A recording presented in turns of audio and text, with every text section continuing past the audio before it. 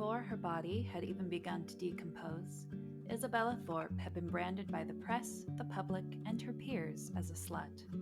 Had young Isabella lived to see her newfound fame, she would have been tickled pink instead of the grayish-blue tint of her current color palette.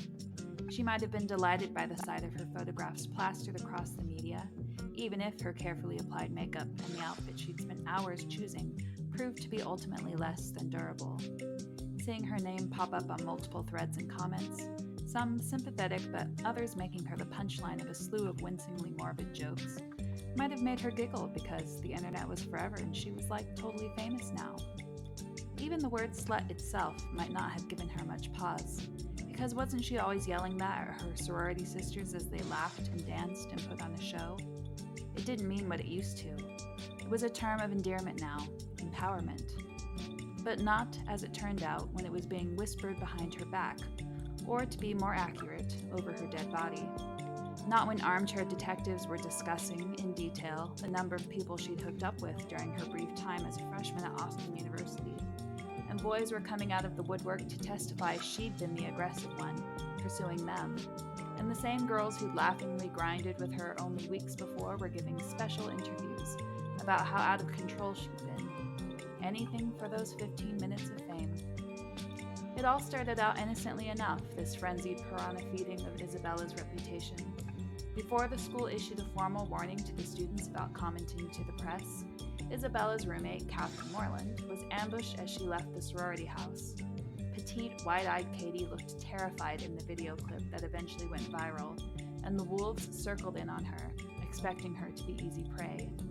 Indeed, when asked about her relationship to Isabella, Caty was barely able to stammer out she was her best friend and that Bella had been girlfriend to her brother James. Both claims were later torn to shreds in online forums, in which people speculated why a girl like Isabella, who had a boyfriend, also had an active Tinder profile, and why Caty would claim to be her best friend when she appeared in hardly any of her social media.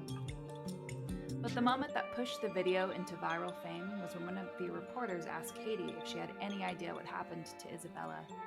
Suddenly, small, trembling Caty went still, looking straight into the camera. "Of course I do. She was murdered." That was when the president of Pi Kappa Sigma, Emma Woodhouse, tall, blonde, and with a formidable Southern Belle glare, swooped in to wrap a protective arm around Caty. "No more comment, y'all," she insisted before guiding the younger girl to the safety of her waiting Mercedes. Online, however, no one could protect Caty or Isabella from the ensuing media circus. Perhaps in the end, even Isabella would have shied away from this kind of attention, regardless that her name briefly became the top Isabella in search engines in North America, and trended in hashtags too. The kind of fame she daydreamed about in her lifetime came through merit or achievement. Miss Louisiana, for example, or winner of a televised singing competition, or a top farmer rep in the Southeast U.S. division. This kind of fame, it was not earned, it was taken and turned against you.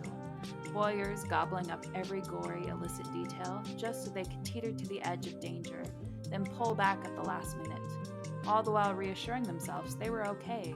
This could never happen to them. Isabella could have told them differently, of course. This couldn't have happened to her either, until it did.